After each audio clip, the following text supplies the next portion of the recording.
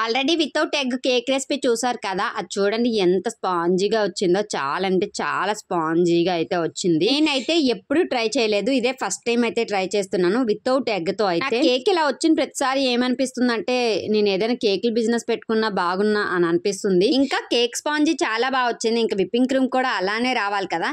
చూస్తున్నారు కదా, whipping cream అలా బాల్ ఇస్తే కిందకి అనేది పడకూడదు అనమాట. అలా పడిన తర్వాత మనం కేక్ అనేది లేయర్ లేయర్ గా కట్ చేసుకొని, నేనైతే ఈ కేక్ అయితే ఒక 3 లేయర్స్ గా అయితే కట్ చేసుకున్నాను. షుగర్ సిరప్ అయితే ఇంట్లోనే చేసుకున్నాను. షుగర్ పౌడర్ ఉంటది కదా, షుగర్ పౌడర్ లో కొంచెం వాటర్ వేసుకొని బాగా కలపాలన్నమాట. అప్పుడు మంచిగా షుగర్ సిరప్ అనేది బాగా అవుతుంది.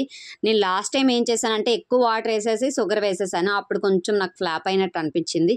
కానీ అలా అయితే చేయకూడదు. షుగర్ పౌడర్ లో కొంచెం వాటర్ వేసుకొని అది బాగా కలిపితే అదే షుగర్ సిరప్ లో అయితే రెడీ అయిపోతుంది. ప్రాసెస్ అయితే మీకు క్లియర్ గా అర్థమై ఉంటుంది కదా. ఇంకా నెక్స్ట్ పార్ట్ కోసం వెయిట్ చేయండి. నాకైతే సబ్స్క్రైబ్.